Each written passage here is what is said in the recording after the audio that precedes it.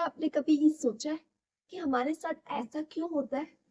हमें ना किसी ने बस इतनी सी बात बोली होती है और हमारा गुस्सा उस बात को सुन करके सातवें आसमान पर होता है। हम एकदम बॉम्ब की तरह ब्लास्ट करते हैं, बहुत सारा गुस्सा करते हैं। लेकिन आखिर ऐसा क्यों? उससे पहले friends, hey everyone, my name is Pratibha. Welcome back to the channel. आज हम डे 2 की हीलिंग सीरीज में ना मैं आपको जो प्रैक्टिस बताऊंगी वो आप जरूर करना। लेकिन वो प्रैक्टिस करने से पहले ना मैं आपको अपनी एक बात बताती हूँ, फिर आप समझ पाओगे कि ये प्रैक्टिस आज करनी जरूरी क्यों है। लेकिन आज की प्रैक्टिस करने से पहले आप डे 1 की प्रैक्टिस जरूर करें, ठीक है? चलिए अब हम बात करते हैं।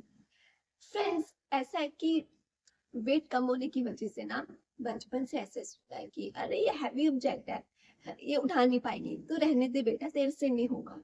अरे ये काम ये नहीं कर पाएगी।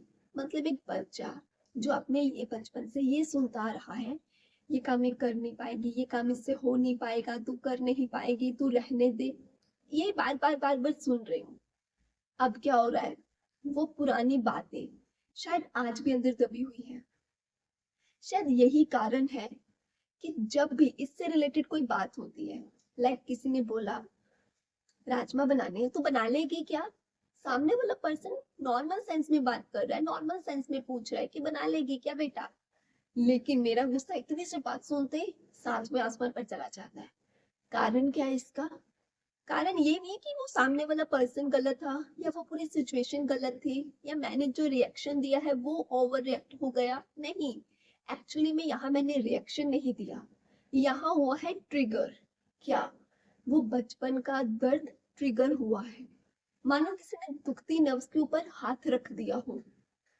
जब मैंने ये प्रैक्टिस करी जो मैं आपको आज बताऊंगी, तब मुझे रियलाइज हुआ कि मेरा ये जो गुस्सा है, दरअसल वो अंदर जो मेरे इनर चाइल्ड है, उसका वो जो दर्द है ना बचपन वाला, जो वो ये सुन सुन के दुख से भरा पड़ा है बच्चा आज भी, कि ये कर नहीं पाएंगी, इससे हो नहीं पाएगा। वो दर्द जब ट्रिगर होता है ना, तब किसी की कही बात से वो एकदम जो वो दर्द ट्रिगर हुआ है वो फ्रस्ट्रेशन के रूप में गुस्से में बाहर निकलता है।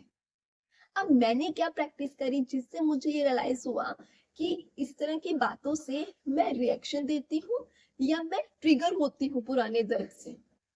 इसके लिए ना मैंने क्या करा, आज आप भी वही करोगे। आप लोग क्या करोगे, एक डायरी लोगे, कोई मतलब रजिस्टर ले सकते हो, नोटबुक ले सकते हो, कोई पेपर ले सकते हो, कुछ भी जैसा आपको ठीक लगे। कोई भी कलर का पेन चलेगा, कोई पेंसिल चलेगी, जैसा आपको ठीक लगे। आप लोग ना 24 आवर्स, पिछले 24 घंटों को आप लोग नोटिस करना, याद करना कि कब कब आपको गुस्सा आया था या कब कब किस बात में आपको रोना आया था। क्योंकि कुछ लोग अपने दर्द जब उनको किसी बात का होता है तो वो गुस्से से नहीं, वो रो करके उनकी बात बाहर निकलती है, राइट? तो इसीलिए आप क्या करोगे, वो पिछले 24 घंटों में आपको कब गुस्सा आया था या कब बहुत रोना आया था, वो आप लिखोगे। और फिर देखना, क्या आपको भी गुस्सा जो आता है या जो किसी की बात पे आपको जो टीयर्स आते हैं, क्या वो कहीं वही पुराना दबा हुआ दर्द तो नहीं जो फिर से ट्रिगर होता है आपके गुस्से के रूप में या आपके आंसुओं के रूप में? उससे आपको ये पता चलेगा कि आज भी वो कौन सा पुराना दर्द है या वो कौन सी बातें हैं जो आपके अंदर दबी हुई हैं। आज भी वो कौन सी बातें हैं जिससे आपके अंदर का वो जो इनर चाइल्ड है वो आज भी परेशान है। तो इस प्रैक्टिस से आपको ये पता चलेगा। तो समझ गए ना आपको क्या करना है, एक नोटबुक लेनी है, पिछले 24 घंटे में आपको कब कब गुस्सा आया या कब कब आपको रोना आया वो लिखोगे, एंड उसका रीजन क्या था वो लिखोगे। जब आपको समझ में आ जाएगा कि ये कारण है, ये वो पुरानी बातें हैं जो आज भी शायद अंदर बनी हुई है, जो अब एक गुस्से के रूप में बाहर निकलती है, उसके बाद आपको क्या करना है? उसके बाद आपको सिंपली आंखें बंद करके बैठना है, दिल पे हाथ रखना है और अपने अंदर बैठे उस छोटे से बच्चे को समझाना है, प्यार से मनाना है, उसे ये यकीन दिलाना है कि वो पास्ट की बातें बीत चुकी है। अब आप उसके साथ हो। अब उसे किसी से डरने की जरूरत नहीं, किसी से घबराने की जरूरत नहीं। पुरानी बातें अब आपने ये साथ में इमेजिन करना है कि वो आपके अंदर से निकलती चली जा रही है। समझ गए? आज की ये प्रैक्टिस आप जरूर करना, खुद करके देखना।